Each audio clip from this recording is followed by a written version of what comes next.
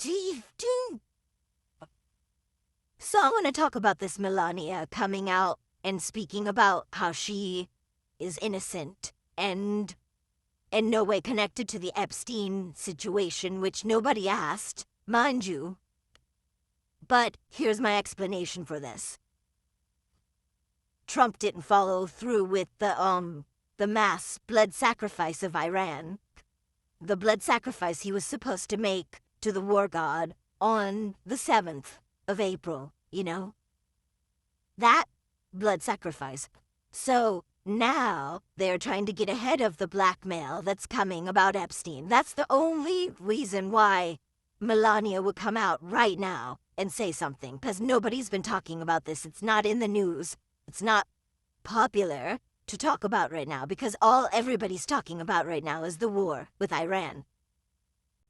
So on a random Thursday, when no one asked Melania, and Epstein isn't dominating the cycle anymore because Trump started the war, and this is because he tacoed when he saw all those people standing outside of the nuclear facilities and the bridges, all those women and children making themselves into human shields whenever Trump made the announcement, the psychotic announcement on, April the 7th, that he was going to exterminate the civilization of Iran for the war god and for Mossad and for Israel.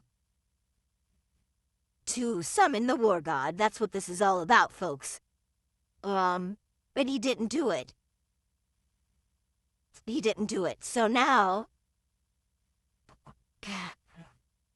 after Melania's been as quiet as a church mouse, man, you haven't heard a peep about this. She's been avoiding it like the plague. Now, all of a sudden, after that day where he put his reputation on the line and literally said he was going to destroy a whole population of people, which is something you just don't say unless you're really gonna actually do it, right?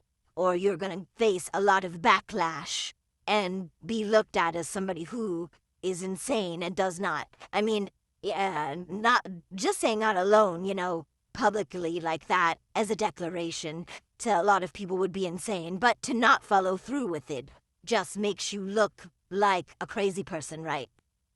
So now that we're in this situation here with that, and we have Melania acting jumpy and guilty about Epstein, I think this was Melania being a slimy little snake, okay? She's throwing her hubby under the bus to save her own skin, bro. This is fucking delicious, bro. Like, I can't. This is just like peak comedy, peak cinema.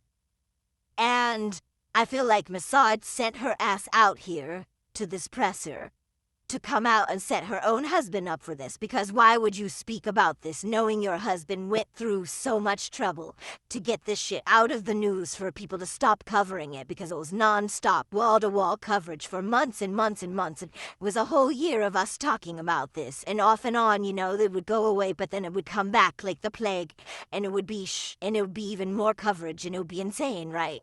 So he finally caved into the blackmail.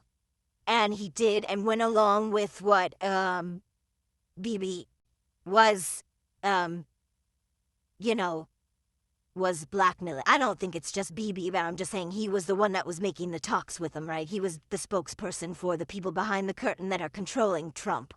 But anyway, so now they got Melania out here, you know, throwing Trump under the bus, saying, I'm innocent, I don't know. Let everybody testify that needs to testify, but just so you know, me and my husband, that's his problem. I'm innocent, but yeah, I side with the victims and such, but just so you know, I'm also innocent. Okay, she threw her husband under the bus because, like, why would you say something like, after all of this time, and nobody's literally talking about Epstein right now, and all of a sudden you just come out here and start talking about Epstein, and now everybody's talking about it again. So, that's just my take on it. He didn't do what he was supposed to do, something he was supposed to do on April the 7th. Some type of ritual he was supposed to do. Probably having to do with the Morning Star. Who's supposed to represent the manifestation of Hokmah's Christ, coming back as the second coming of Christ, and not in his form of the nice, sweet version of himself, but the warpath version. But okay, that's all I gotta say.